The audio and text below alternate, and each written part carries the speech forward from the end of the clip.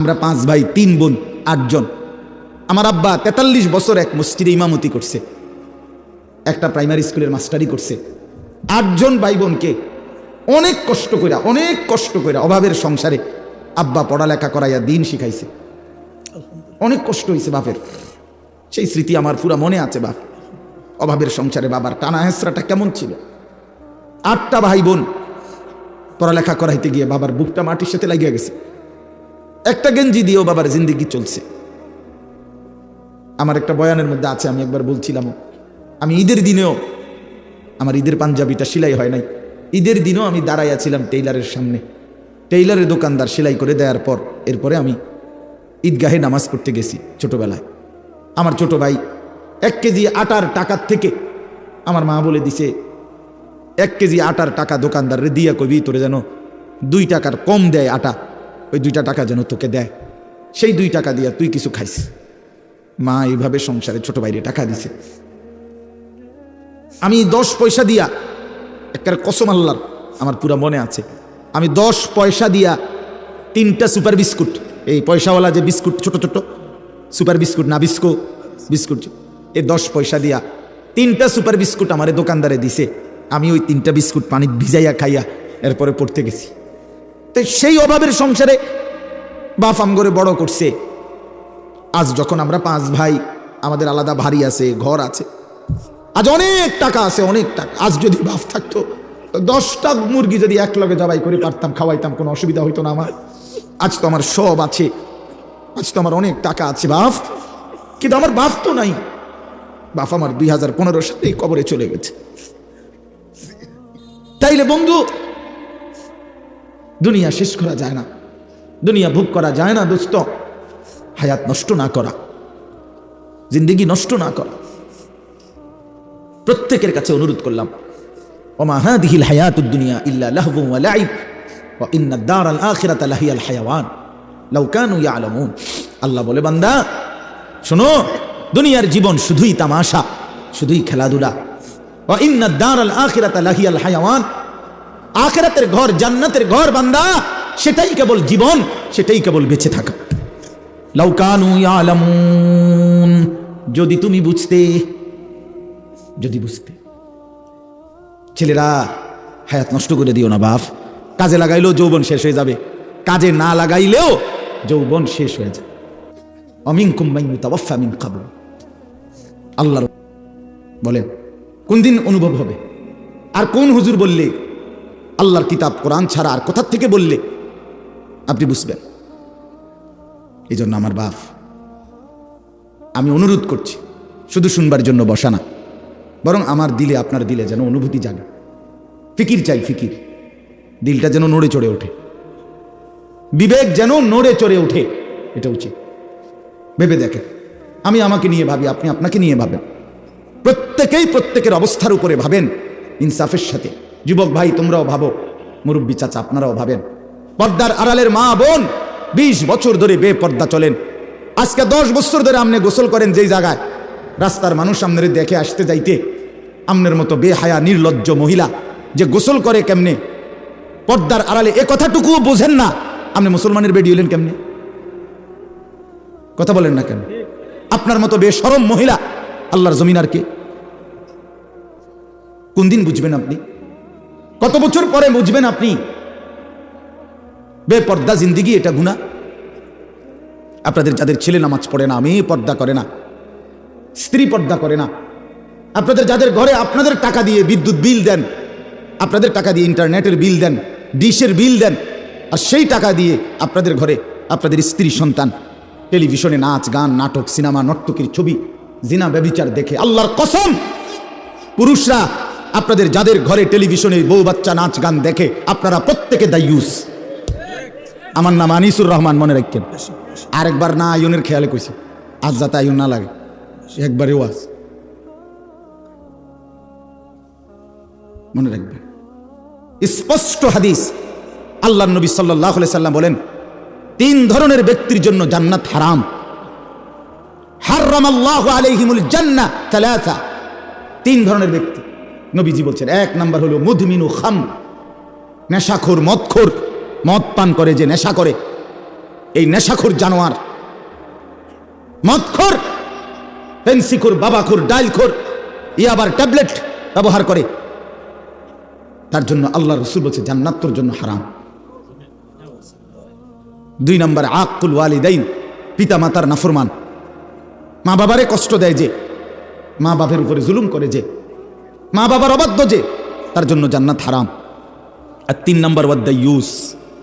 এখন প্রশ্ন হলো দায়ুসের জন্য আল্লাহ রাসূল বলছে জান্নাত হারাম। এখন দায়ুস কে? খোদার কসম আমার ব্যাখ্যার দরকার নাই, আমার কথা না, রাগ হওয়ার কোনো সুযোগ নাই।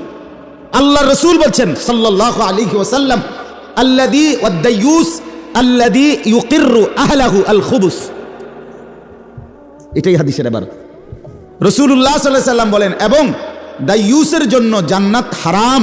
আর দায়ুস বলে যে তার পরিবারের স্ত্রী সন্তানের জন্য গুনাহ, নাফরমানি, খাবাসাত, জঘন্যতা, অশ্লীলতা, বেহায়াপনা, অসভ্যতাকে স্বীকৃতি দেয়, মেনে নেয়, তারে বলে দায়ুস, তার জন্য জান্নাত হারাম। হ আকার হা, অন্ত্যেষ্টিয় আকার ম, হারাম। বানান করে কইছে, আবার যদি কেউ বানান না পারে তাহলে বানান করে কইছি বলে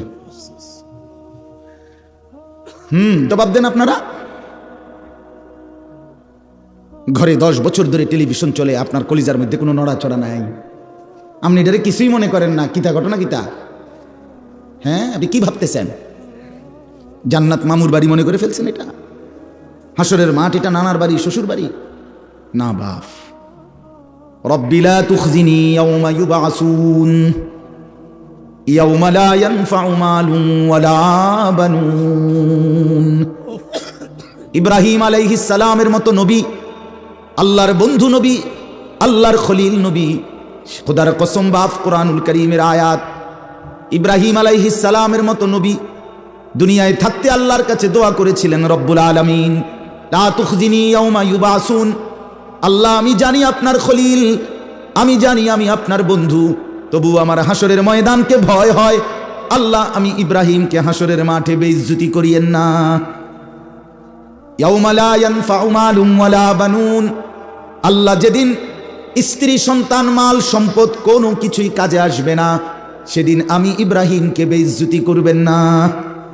আমার বাপ ইব্রাহিমের মতো নবী বলতেছে, আল্লাহ হাসরের ময়দানকে আমার ভয় হয়। আপনি কে? আমি কে? কথা বলেন না। আপনি আমার কোনো পাত্তা আসেনি? হ্যাঁ, রাসূলুল্লাহ সাল্লাল্লাহু আলাইহি সাল্লাম পরিষ্কার বলছে, ইব্রাহিম আলাইহিস সালাম ওনার ছেলে ইসমাঈলকে দেখবে হাসরের ময়দানে, ওই যে দেখা যায়। আল্লাহর নবী বলেন, কসম উম্মত, ইব্রাহিমের মতো নবী একবারও ইসমাঈলকে হাসরের ময়দানে ডাকবে না, বরং বলবে ইয়া রব্বি নফসি নফসি, আল্লাহ আমাকে বাঁচান, আমাকে। ইসমাঈল তারটা সে বুঝুক। ইয়াকুব নবী, রাসূলুল্লাহ সাল্লাল্লাহু আলাইহি সাল্লাম বলেন, ইয়াকুব নবী ইউসুফকে দেখবে হাসরের ময়দানে। এই যে দেখা যায় ইউসুফ, এটা সেই ছেলে ইউসুফ। কোরআনুল কারীমের মধ্যে আছে 40 বছর টানা, এক টানা 40 বছর যেই সন্তানের বিরহে কাঁদতে কাঁদতে ইয়াকুব নবী, ওয়াবিয়াদ্দাত আইনাহু মিনাল হুজনি ফাহুয়া কাযীম। ইয়াকুব আলাইহিস সালাম ইউসুফের বিরহে 40টা বছর কাঁদতে কাঁদতে 2 চোখ অন্ধ হয়ে সাদা হয়ে গেছে। ওয়াবিয়াদ্দাত, সাদা হয়ে গেছে, 2টা চোখ সাদা হয়ে গেছে। সেই ছেলে ইউসুফকে ইয়াকুব নবী হাসরের ময়দানে দেখার পরেও আল্লাহ নবী সাল্লাল্লাহু আলাইহি সাল্লাম বলেন, একবারের জন্য ইউসুফকে ডাকবেন, বরং সেই ইয়াকুব নবীও বলবে ইয়া রব্বি নফসি নফসি, মাওলা আজ হাসরের ময়দানে শুধু আমাকে বাঁচাইতে চাই।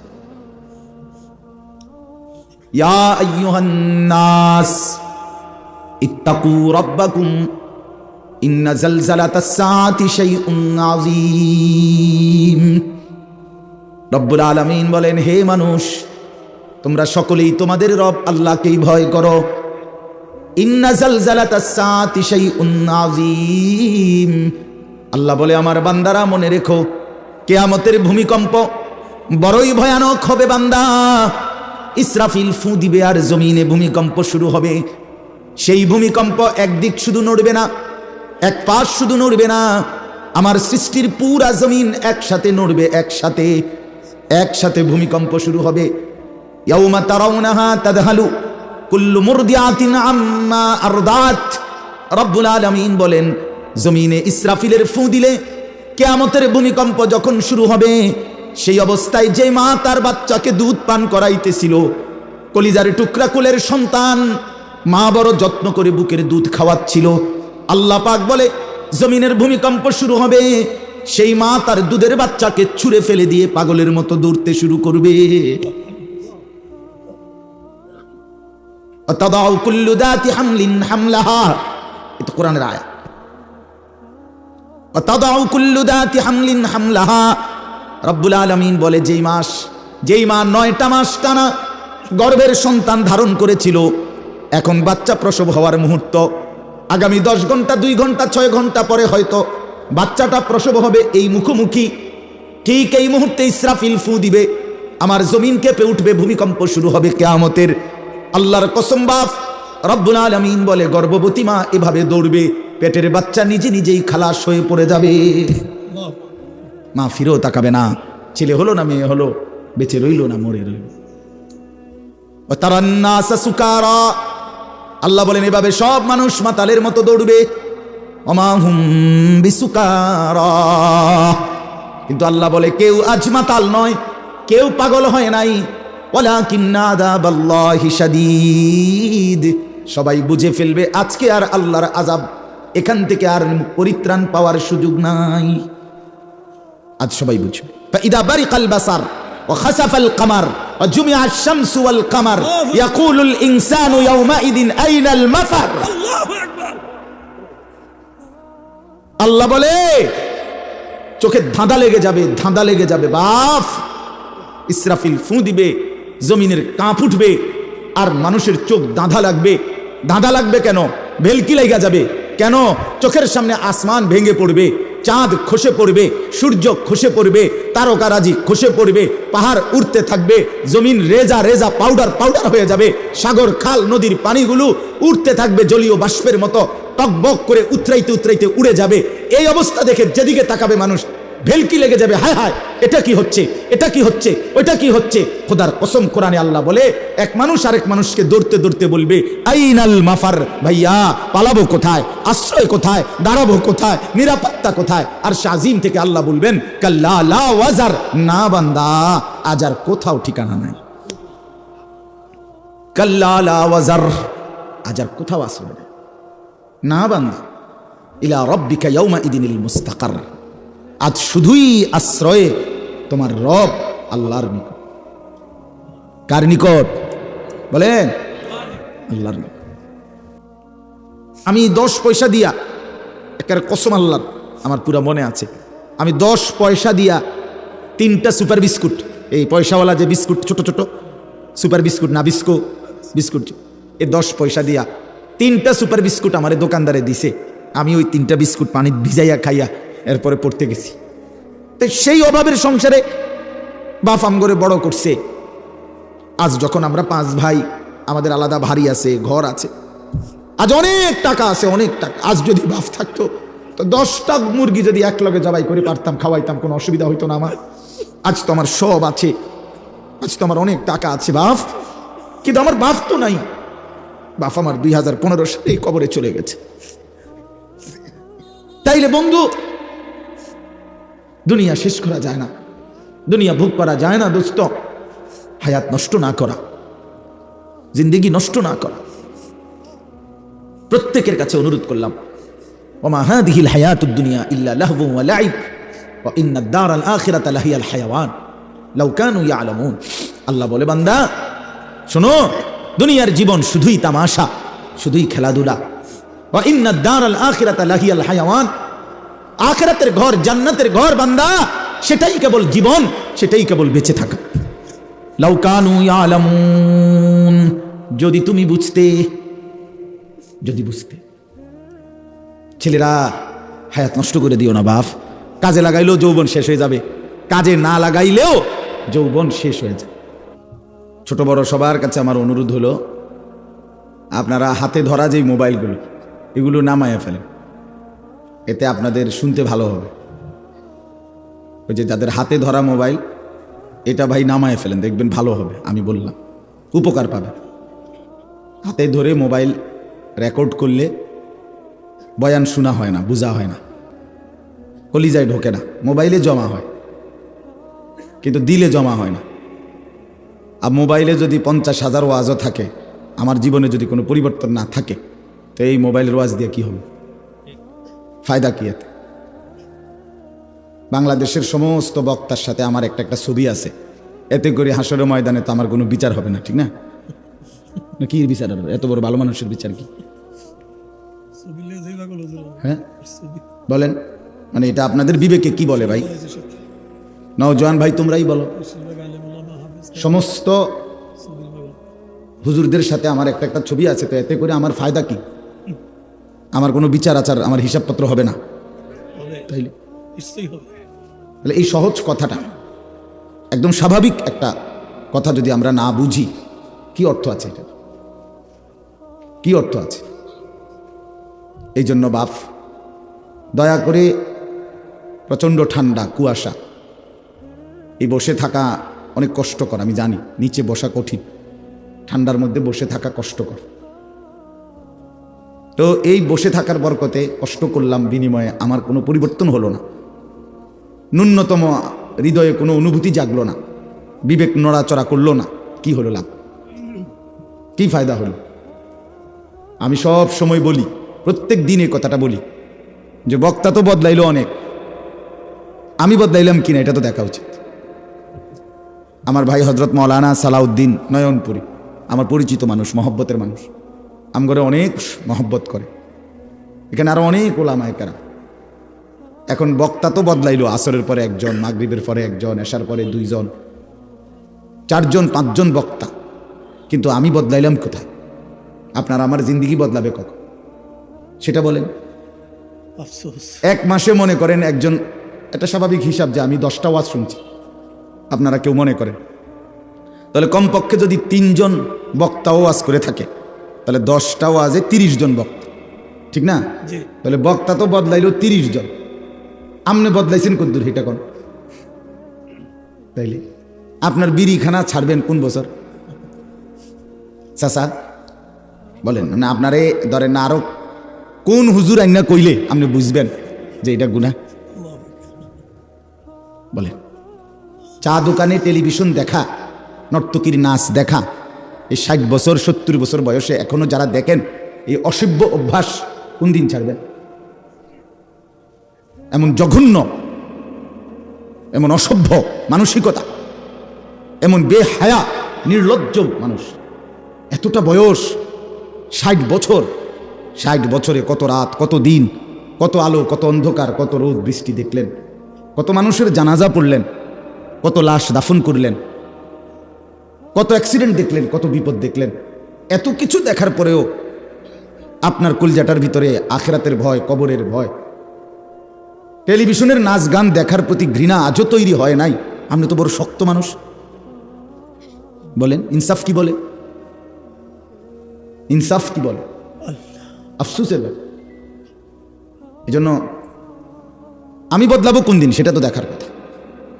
20 বছর ধরে, 20 বছর ধরে যার ঘরে রঙিন টেলিভিশন চলতেছে, বউ বাচ্চা ছেলে মেয়ে প্রতিদিন নাচ গান নাটক সিনেমা দেখে বাপ, আপনি চাচা বাবা অভিভাবক, আপনারা আল্লাহর দোহাই দিয়া বলেন, আর কত বছর পরে আপনার মনে পড়বে, বুঝবেন যে এটা গুনাহ?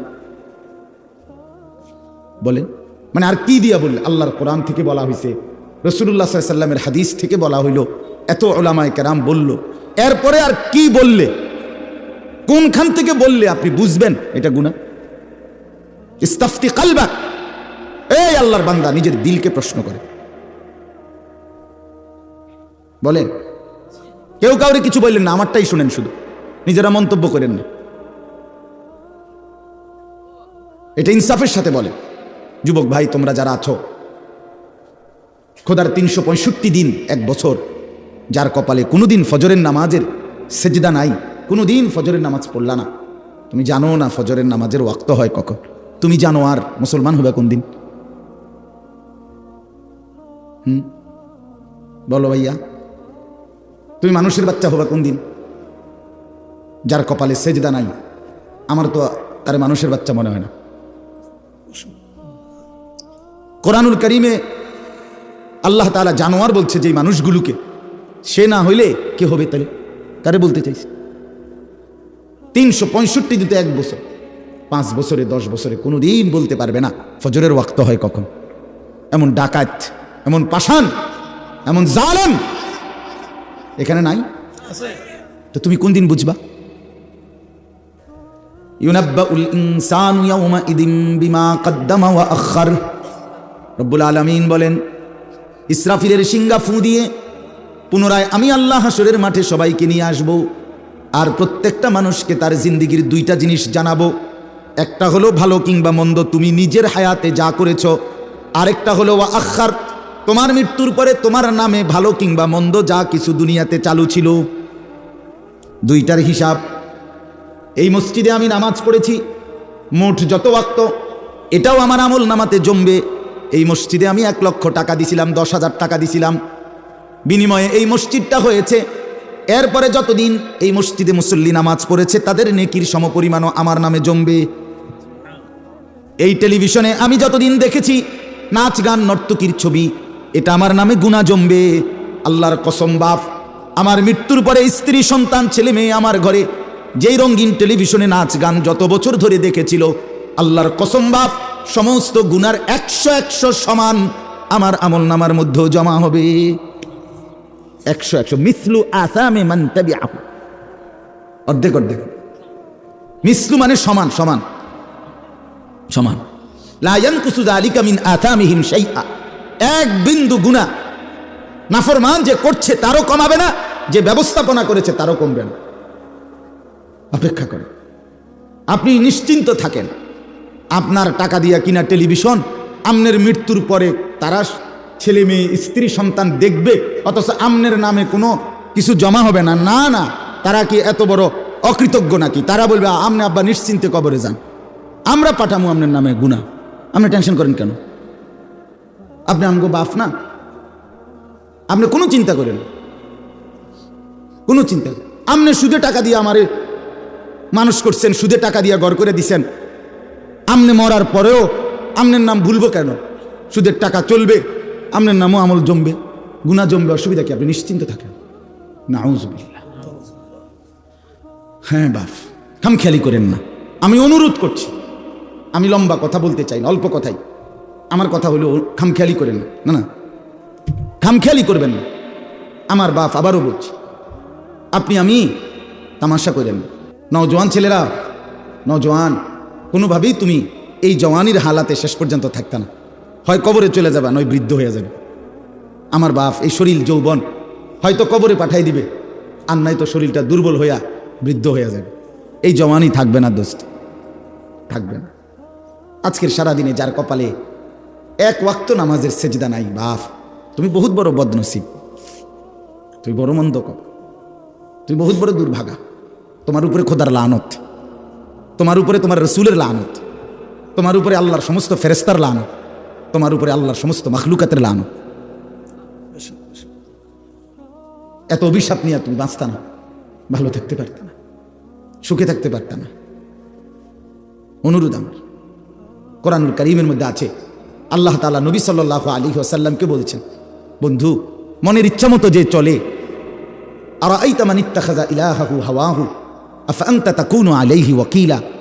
আল্লাহ নবীকে জিজ্ঞেস করতেছে, বন্ধু মনের ইচ্ছা মতো যে চলে, আমি তো তার কোনো দায়িত্ব নেব না, বাকি আপনার কাছে জানতে চাই, আফা আনতা তাকুনু আলাইহি ওয়াকিলা, আপনি নবী, আপনি আপনার এমন উম্মত যে মনের ইচ্ছা মতো চলে, আপনি তার ওকিল হবেন? আল্লাহ জানতে চাইছে। আপনি দায়িত্ব নিবেন নি? কোন আমি নিতাম না, সাফ কথা। আমাকে সেজদা করে নাই এমন নাফরমানের দায়িত্ব আমি নেব না, আপনি নেবেন কিনা কোন? তো নবী কি বলবে? হ আমি নেব। হ্যাঁ, এ কথা রাসূলুল্লাহ সাল্লাল্লাহু আলাইহি ওয়াসাল্লাম বলবে যে আল্লাহ, যে আমনের দুশ্মন সে আমার বন্ধু। তাইলে তাইলে আহা, এজন্য দোস্ত আল্লাহর পাক ডাইরেক্ট বলছে, আফা আনতা তাকুনু আলাইহি ওয়াকিলা, বন্ধু মনের ইচ্ছা মতো যে চলে, আমি দায়িত্ব নেব না, আপনি নেবেন কিনা বলেন, আপনি ওকিল হবেন কিনা? ওয়াকিল। এরপরে আল্লাহ বলছে, আম তাহসাবু আন্না আকসারাহুম ইয়াসমাউনা আও ইয়াকিলুন।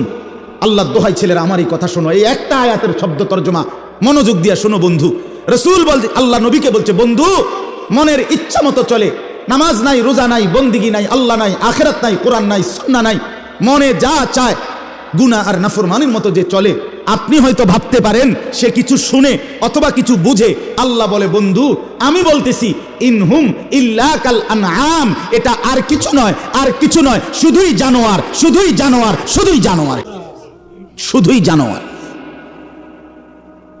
ইনহুম ইল্লা কাল আনআম, নফি ইস্তিসনা, আরবি ভাষার গ্রামারের নিয়ম হইল নফি ইস্তিসনা তাকিদ বুঝায়।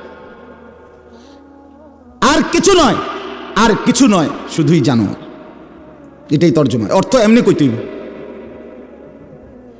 বালহুম আদাল্লু সাবিলা। আল্লাহ বলে, না বন্ধু, জিদ তো আমার কমলো না। আল্লাহ বলে, বন্ধু রাগ তো আমার কমে নাই। আরে জানোয়ার বলে আমার আল্লাহর রাগ কমে নাই। আল্লাহ বলে, না বন্ধু না, এটা জানোয়ারও না, এটা জানোয়ারের চাইতো নিকৃষ্ট পথ হারা। এটা কুত্তাও না, শুয়োরও না, এটা গরুও না, ছাগলও না, এটা কি কুত্তাও না, না না না, এর চাইতো পথ হারা। এক কুকুর যদি কেউ লাঠি আলগি দেয়, তাহলে সেই কুকুর বুঝে আমার মারবে, আমার ক্ষতি হবে, দৌড় মারে।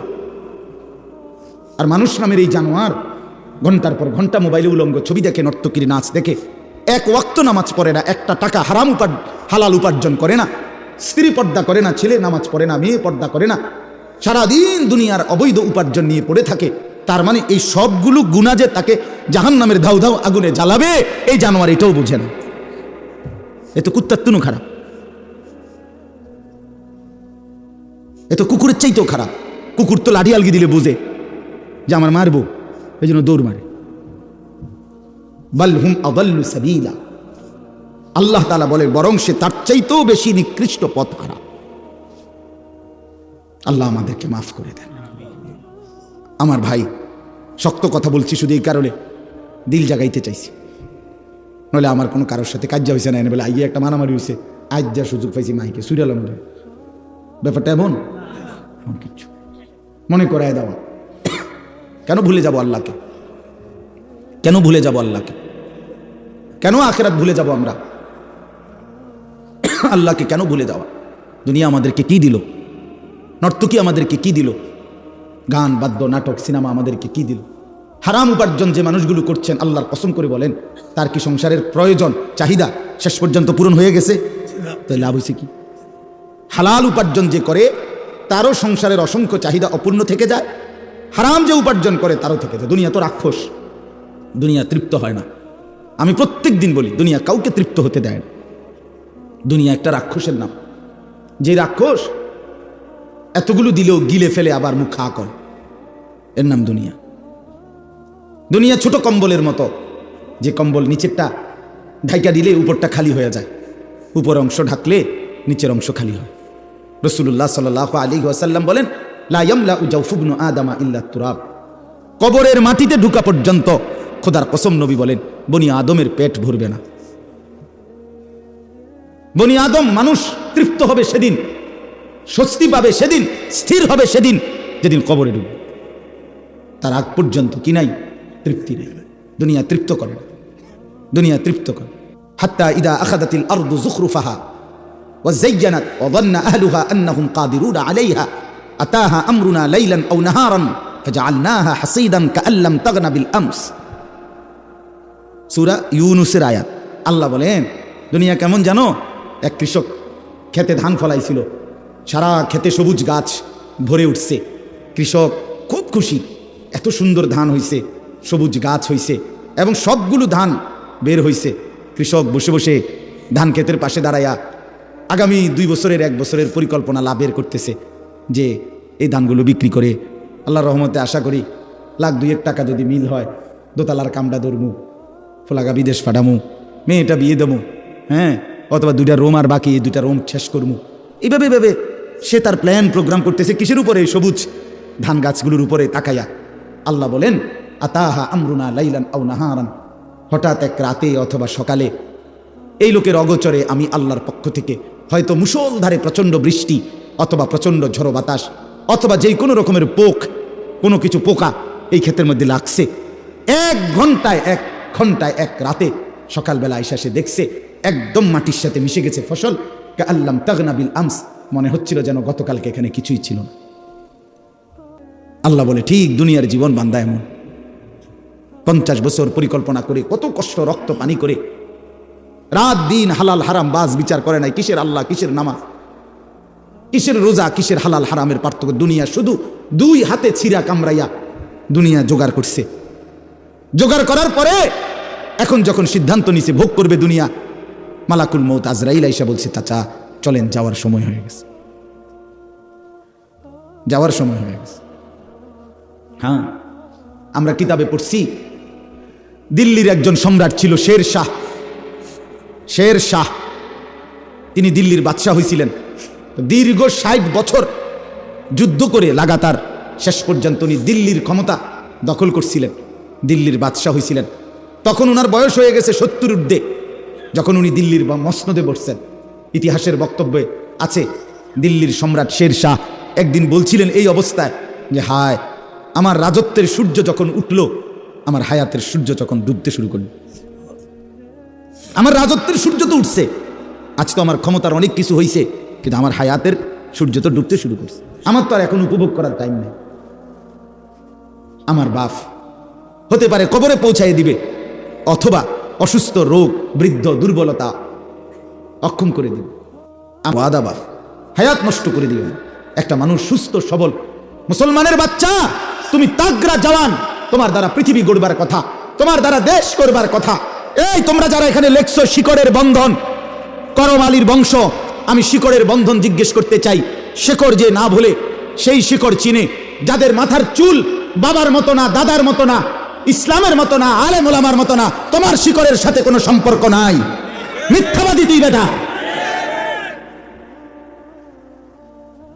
তোর বাবা কোনোদিন এই চুল রাখে নাই।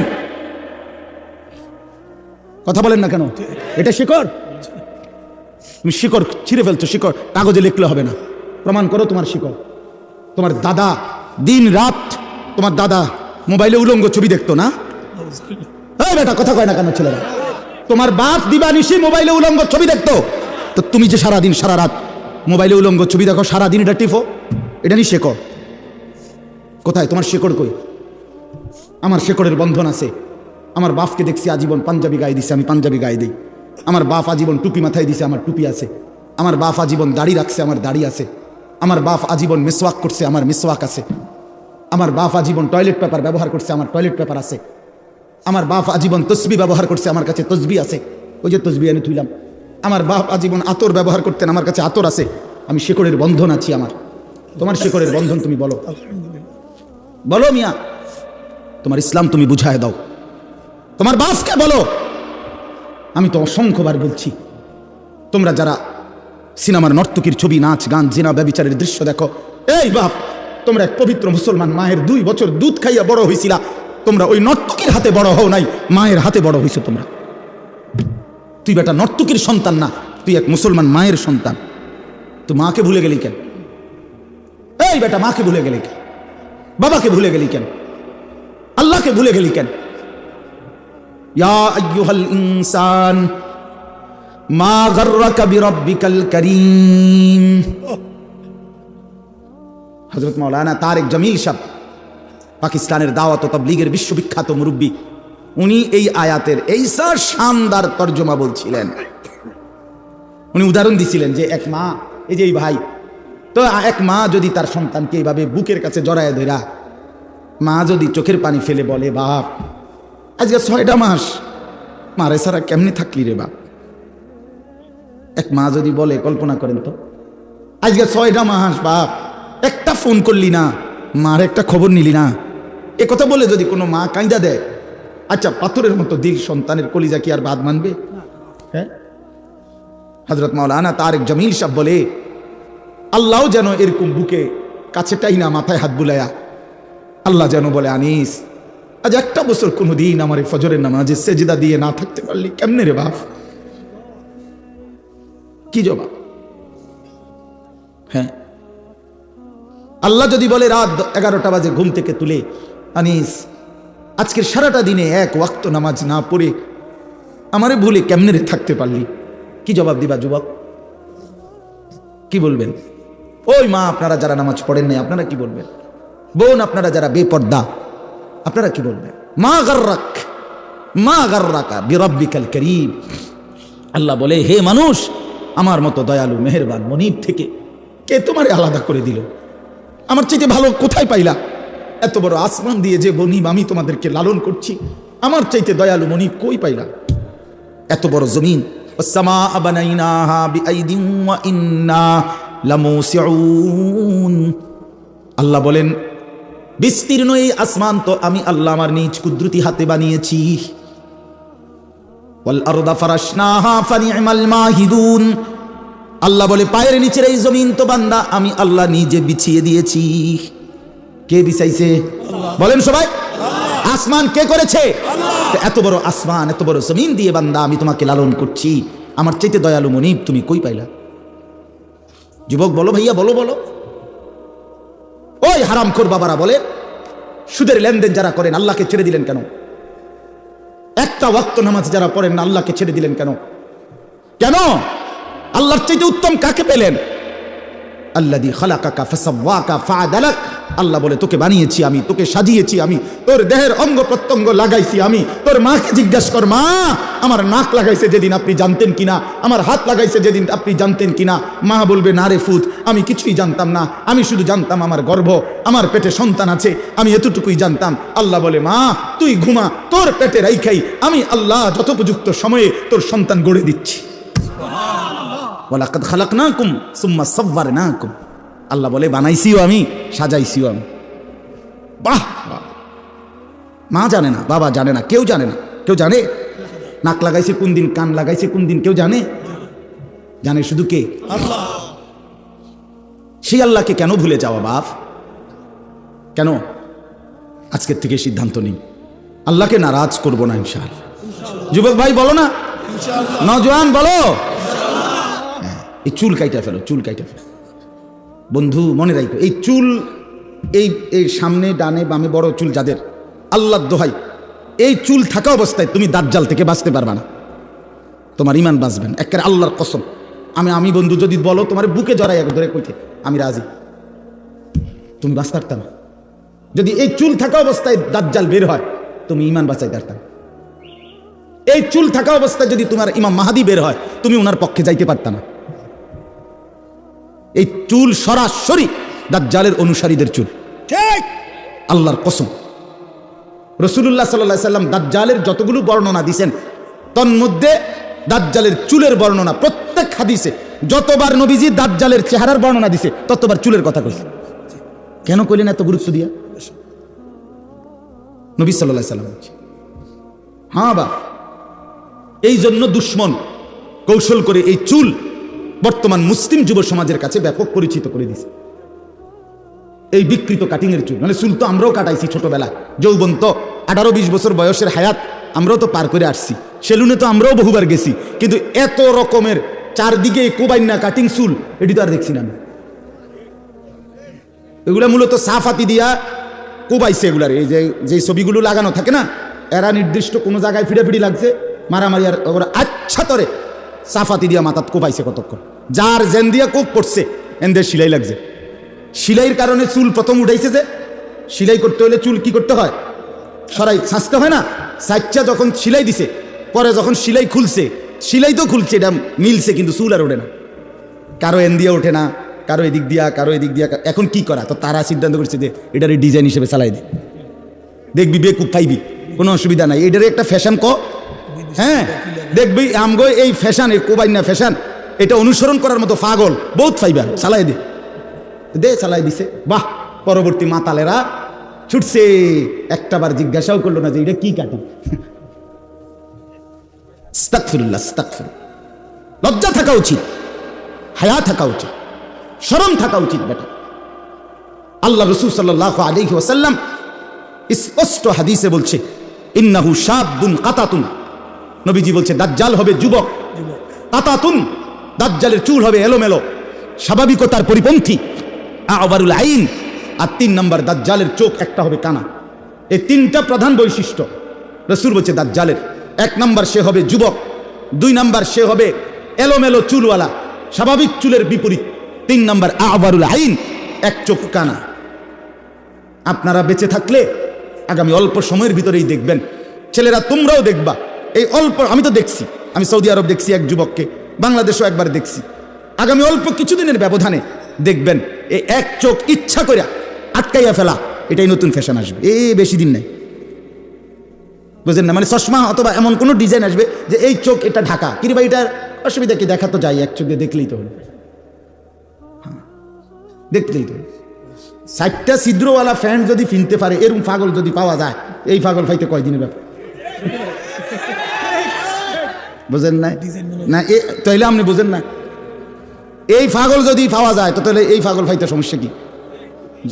হ্যাঁ, আস্তাগফিরুল্লাহ, আস্তাগফিরুল্লাহ। আহা, লেবাস পোশাক নিয়ে বাড়াবাড়ি, আপনি বলবেন না না বাড়াবাড়ি না। আল্লাহ তাআলা কোরআনুল কারীমে স্পষ্ট বলছে, ইয়া বনি আদমা কদ আনজালনা আলাইকুম লিবাসান। আল্লাহ বলে, বান্দা বনি আদম, আমি আল্লাহ, আমি কোরআন নাজিল করেছি, যেমন আমি বৃষ্টি নাজিল করেছি, আমি লোহা নাজিল করেছি, ঠিক হুবহু খোদার কসম কোরআনের আয়াত, আল্লাহ বলে পোশাক আমি আল্লাহ নাজিল করেছি। পোশাক কোনো খামখেয়ালি বিষয় না, পোশাক আল্লাহ বলছে কদ আনজালনা আলাইকুম লিবাসান, আমি পোশাক নাজিল করেছি। ইবলিসের প্রথম হামলা কি? পোশাকের উপর, এটা জানেন? কথা বোঝেন নাই? ইবলিস হওয়ার পর, মরদুদ হওয়ার পর, রাজিম হওয়ার পর, অভিশপ্ত, আল্লাহ যখন তাকে আল্লাহর দরবার থেকে বের করে দিছে, তখন সর্বপ্রথম ইবলিসের আদম এবং হাওয়ার উপরে ষড়যন্ত্র করার পরে প্রথম তাদের কি ক্ষতিটা করছে? বনি আদমের প্রথম ক্ষতি করে ইবলিস, তার লেবাস এবং পোশাক খুলে ফেলে। এই জন্য আদম এবং হাওয়া আলাইহিস সালাম, কোরআনে আছে, যখন ওই নিষিদ্ধ গাছের ফল ইবলিসের প্ররোচনায় ভক্ষণ করছে, সাথে সাথে ওনাদের গায়ের থেকে পোশাক খুলে পড়ে গেছে।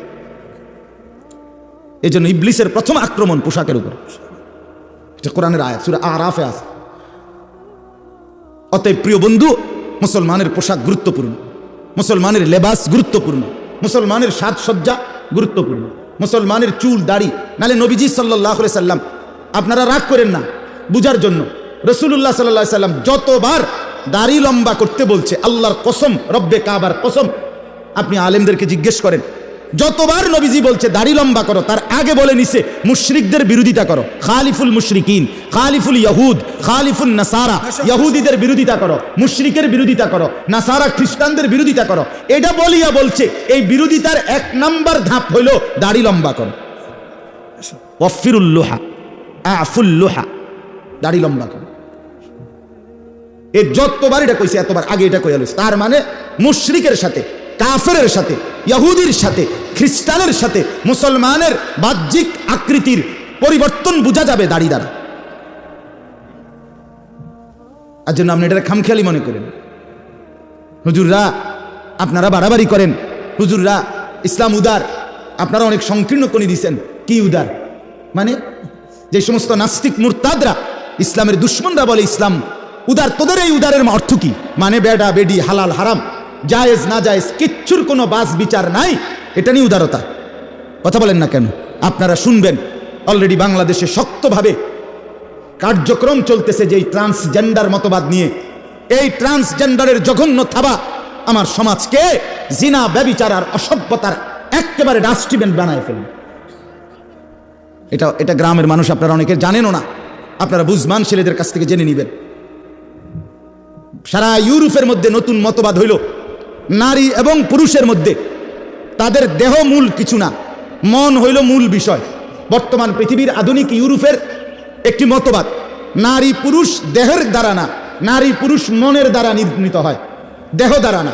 কোনো ছেলে যদি 18 বছরের ছেলে, তার সারা দেহের অঙ্গ পুরুষের, ছেলের অঙ্গ, সে যদি বলে, তার মন যদি বলে সে আমি নারী, তাইলে আধুনিক ইউরোপের দাবি হইল তাকে নারী হিসেবে পরিবর্তন হওয়ার অধিকার দিতে হবে। এটারই ট্রান্সজেন্ডার করে। কোন মেয়ের দেহের অঙ্গ নারীর, কিন্তু সে যদি বলে যে আমার দেহ যদিও নারীর, কিন্তু আমার মন বলে আমি পুরুষ, তাহলে তাদের দাবি, এবং বাংলাদেশে এটা পুরাপুরি অলরেডি ট্রান্সজেন্ডার সুরক্ষা আইনের খসড়া লেখা হয়েছে, এই কিছুদিনের মধ্যে পাশ হয়ে যাবে। অর্থাৎ তাকে নারীর হওয়ার পরেও, সারা দেহের অঙ্গ নারী হওয়ার পরেও তাকে অপারেশন করে সার্জারি করে ছেলে হওয়ার সুযোগ দিতে হবে, অথবা যদি সে সার্জারিও না করে অঙ্গ দেহে মেয়ের নিয়েই সে যদি ছেলের মতো সাজে, তাইলে ছেলেদের সাথে তাকে থাকতে চলতে উঠতে বসতে শুইতে খাইতে ঘুমাইতে দিতে